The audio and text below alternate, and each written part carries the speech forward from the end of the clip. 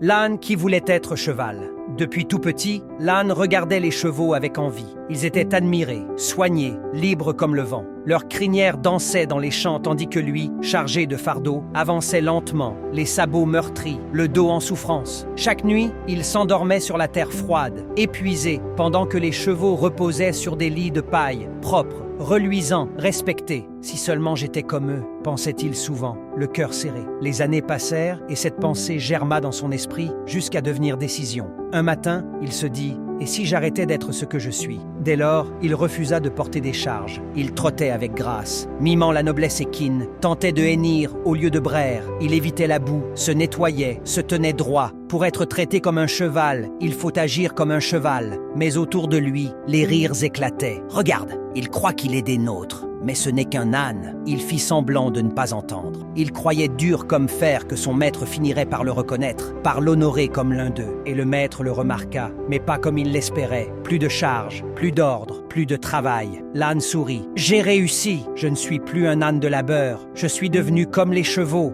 Il rêvait déjà de galop dans les prairies, de liberté et de vent dans la crinière. Mais les jours passèrent, et personne ne le nourrit. Il attendait, certain qu'on l'emmènerait bientôt à l'écurie des chevaux. Mais seule la faim vint. Tremblant de faiblesse, il se rendit auprès des chevaux. « Puis-je partager votre foin ?» Mais ils détournèrent le regard. « Ceci est pour les chevaux, tu n'es pas des nôtres. » Blessé, il recula. « Je ne suis plus un âne, mais je ne suis pas un cheval non plus. Alors, qui suis-je » Il retourna à l'étable. Un autre âne occupait sa place. Il proposa de travailler, de porter des sacs, mais ses forces l'avaient quitté. Il n'avait plus de rôle, plus d'identité. C'est alors que le paysan s'approcha, une corde à la main. « Je ne peux pas nourrir un âne qui ne travaille pas. » L'âne tenta de fuir. En vain, ses jambes étaient faibles. Il implora du regard les chevaux, mais aucun ne bougea. On l'attacha, on l'emmena. Sur le chemin, il jeta un dernier regard en arrière. Les chevaux l'observaient, lointains, silencieux. Et c'est là qu'il comprit la vérité la plus douloureuse. Je n'ai jamais été l'un d'eux, je ne le serai jamais. Et maintenant, je ne suis plus rien. Dans un dernier cri, les larmes aux yeux, il supplia. Je veux redevenir un âne, je veux travailler, je veux ma vie d'avant.